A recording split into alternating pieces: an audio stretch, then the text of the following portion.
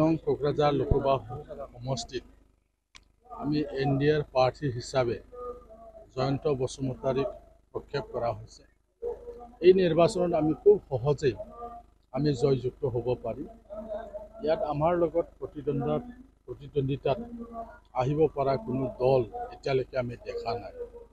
আপোনালোকে সকলোৱে জানে যে আমাৰ অসমৰ সন্মানীয় মুখ্যমন্ত্ৰী ডক্টৰ হিমন্ত বিশ্ব শৰ্মাই যি ধৰণৰ অসমত এতিয়া ডেভেলপমেণ্টৰ ৰাজনীতি কৰি আছে। এতিয়া অসমত ভাৰতৰ 5খন সৰ্বশ্ৰেষ্ঠ ৰাজ্যৰ ভিতৰত লৈ যোৱাৰ যি প্ৰয়াস আৰু সেই প্ৰয়াসৰে গোটেই অসমত যে কাম কৰি আছে তাত ৰাইজ সন্তুষ্ট হৈ আছে। আপোনালোকে দেখিছে অসমত এতিয়া অপজিশ্যন বুলিবলৈ খুব দুৰ্বল। এনেকুৱা সময়ত এই এটা নিৰ্বাচনত কোকৰাঝাৰ লোকসভা সমষ্টিৰ পৰা এনডিএৰ প্ৰাৰ্থী হিচাপে য'ত বিজেপি, UPPL আৰু AGP আছে, আমি বিনা প্ৰতিদ্বন্দ্বিতাৰে খুব সহজে আমি ইয়াত জয়যুক্ত হ'ব পাৰিম। যেনেকৈ কৈছে যে BPFৰ যিবোৰ প্ৰাৰ্থী দিব তেওঁ বোলে জিকে, তেওঁলোকৰ মুখে অলৰেডি জিকিছে, এনেকুৱা ধৰণৰ। চাওক, অপজিশ্যন তেওঁলোকে ক'ব লাগিবই। আপোনালোকে দেখিছে আজি BPF বহুত দুৰ্বল হোৱাৰ কাৰণে তেওঁলোকে অসম বিধানসভাটো ফ্ল'ৰ কোঅৰ্ডিনেশ্যন তেওঁলোকে কৰিব লগা হ'ল। য'ত আপোনালোকে যদি চাই যে এই বিটিআৰ অঞ্চলত তেওঁলোকে আমাৰ অপজিশ্যন আছিলে, এই অপজিশ্যনৰ যি ধৰ্ম সেই ধৰ্মটো তেওঁলোকে আজি ৰক্ষা কৰিব নোৱাৰিলে। যাৰ কাৰণে য'ত বিজেপি, UPPL, AGP এলায়েন্স এটা চৰকাৰ চলি আছে, এই এলায়েন্সৰ মাজতে তেওঁলোকে সোমাই ফ্ল'ৰ কোঅৰ্ডিনেশ্যন তেওঁলোকে কৰিব।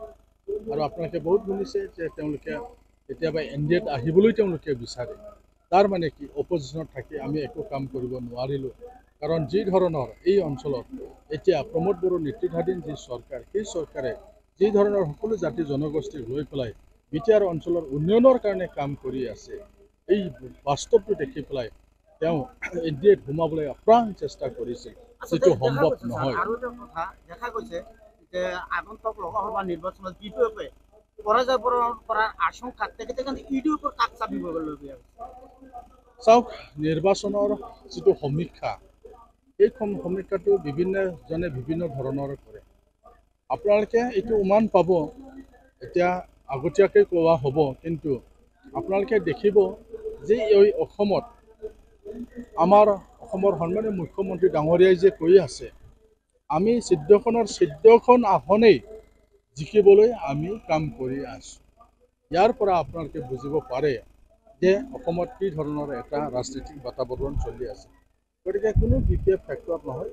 আগত হয় তেওঁলোকে এটা সময়ত কাউন্সিলত আছিলে, ষ্টেটতো তেওঁলোকে এলায়েন্সত আছিলে, সেই সময়ত তেওঁলোকৰ দল অলপ শক্তিশালী আছিল। কিন্তু যেতিয়া কাউন্সিলৰ শাসনৰ পৰা তেওঁলোকে আঁতৰিব লগা হ'ল, এলায়েন্সতো যেতিয়া তেওঁলোকে আঁতৰিব লগা হ'ল এলায়েন্সৰ পৰাও, এতিয়া অকলশৰীয়াভাৱে তেওঁলোকে যুঁজ আছিল। আপোনালোকে দেখিছে যে পাৰ্টি ঘোষণা কৰাৰ আগত তেওঁলোকৰ দলৰ মাজত কি ধৰণৰ হৈছিল। 3জন মানুহৰ তেওঁলোকে পেনেল লিষ্ট বনাইছিলে। এই পেনেল লিষ্টত থকা এজনেই যি ধৰণৰ পেনেল লিষ্টত আন এজন থকা এতিয়া যিজনে পাৰ্টি পালে, তেওঁৰ বিৰুদ্ধে কিমান বেয়া ধৰণৰ তেওঁ মন্তব্য কৰিছে, তথাপিওতো তেওঁৰ ওপৰত BPF দলে একশ্যন ল'ব পৰা নাই। দলীয় ডিচিপ্লিন আৰু যি একশ্যন ল'ব লাগিছে সেইটোও ল'ব পৰা নাই।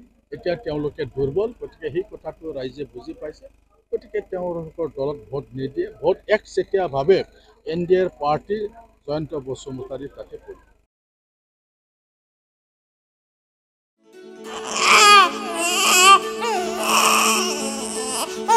অভিনন্দন, আপোনাৰ এজনী ছোৱালী জন্ম হৈছে।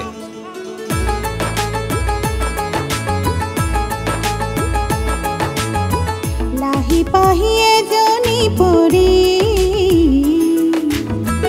আহিলে ঘৰখন